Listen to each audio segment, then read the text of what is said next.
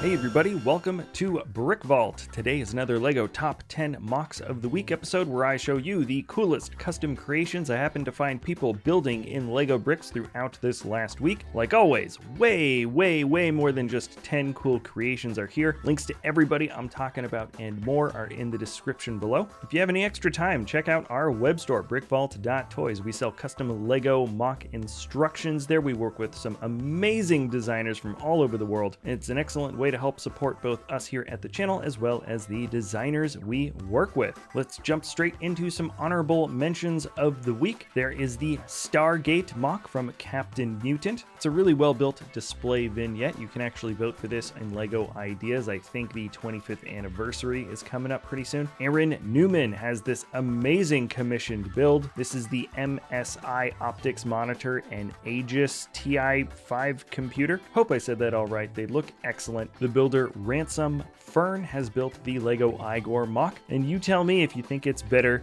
than the version that came out in the LEGO set. Sticking with Marvel, we've got an absolutely massive Milano. The builder is Iomedes, and I have to say, this looks like it's even above fig scale. It is just a huge looking ship. Love the angles though. It says in the description, almost 2 meters long for the wingspan. Here's a slightly smaller flyer. Love the details. We've got a LEGO CF-18 Hornet from Ryan Harris. And then even though this is just digital, look closely at this model. I don't know if it's like 1-to-1 scale, but Tariel1 built the X-Wing, a T-70, that is absolutely next level in terms of size and proportions. Jason Corlett has built the mobile shipyard for Shiptember. It's a great looking build. Tim Liddy has a wonderful build for Man-Bat. Here's another Shiptember design from Shio. This is titled Old Anchor, and it's certainly one of the more unique shapes that I've seen for a large-scale ship in quite a while. Soccer Kid 6 has horse line art. Excellent curves. The Merry Monarch built this ironclad Don Juan with some very subtle angles along the hull. And lastly, here's a work in progress from Stefan Johnson. The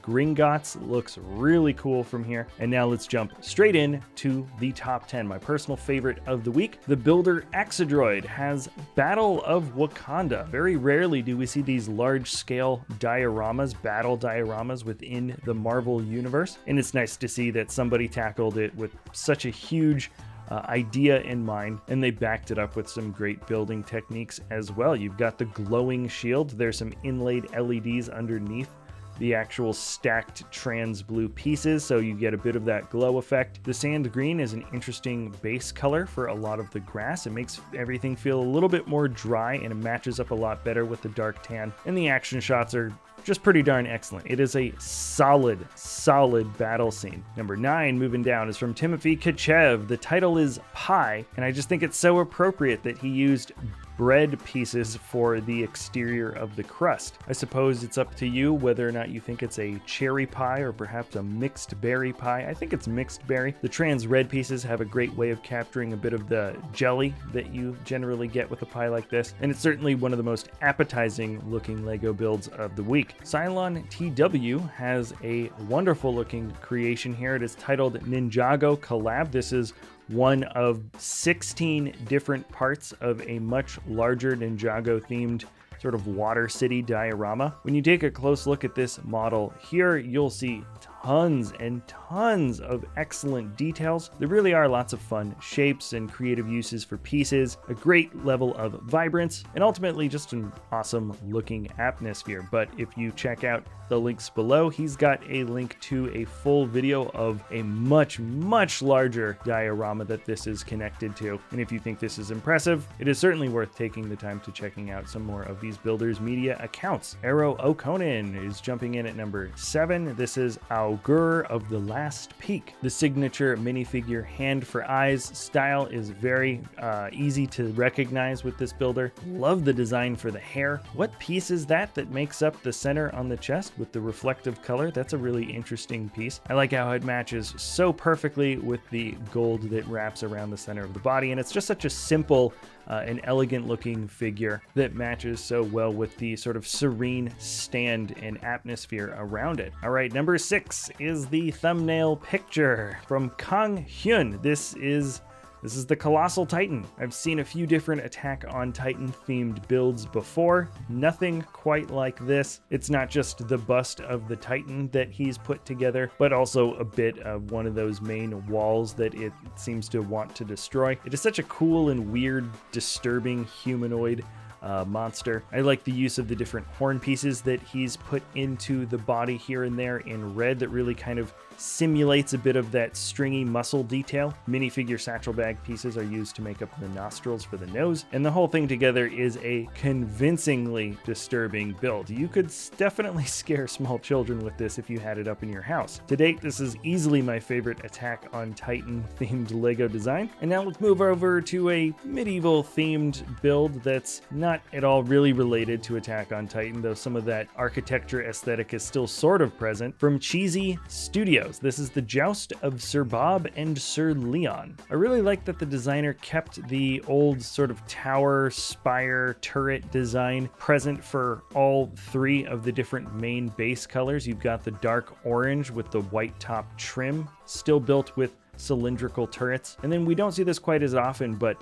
the tan turrets that raise up in the back still feel like solid medieval stone, and they don't seem to have any other type of design aesthetic. I like that the architecture just feels so similar, like there's a really strong influence for all the different colors here, and that makes this whole area just feel a bit more alive, and it all meshed together quite well, considering we have these pretty extravagant colors that are being used for this type of setting. The light yellow pops super well against the tan. There's a bit of teal or sand green as well that contrasts against the dark orange. Huge, awesome build for the doors in the center, and there's just a certain kind of cleanliness and vibrance brought to this medieval scene that you very rarely ever get to see. If LEGO ever wanted to bring back the castle themed sets, I wouldn't mind a design aesthetic mirroring something close to this. Now, speaking of LEGO sets, let's move on to a model from Ochre Jelly. This designer, more than most, has his finger on the pulse of pop culture very often, and this is a great example. The title of this is Crazy Space Wizard Breakfast Assault. At least that's the set, and I can see the title in his flicker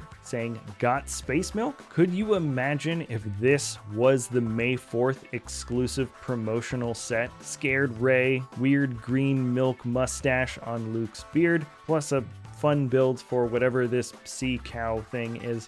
If only. This is really just a fun build that I think does an excellent job capturing some of the stranger and oddly more celebrated moments of the new trilogy. All right, let's jump on over now to build number 3 from Moto Lego. This is a crossover between Friends and Ninjago. The title is Friendsjago. So you can see that the figures here are all mini doll figures from the Friends line, but mixed with the aesthetic of the Ninjago theme. At the base, you have a very elegantly curved black, gold, and red build for something that looks like Destiny's Bounty, and it's being suspended by one absolutely massive and quite ornate balloon at the top that is in the middle of being popped. I love that the whole thing is actually being suspended and everything's being held up by strings, and it's certainly one of those impressive display pieces if you were to see this hung up inside a hobby room or somewhere around a house. Easily my favorite bit of building is the balloon. There really are some excellent shapes that marry together extremely well here. And now we're looking at a build from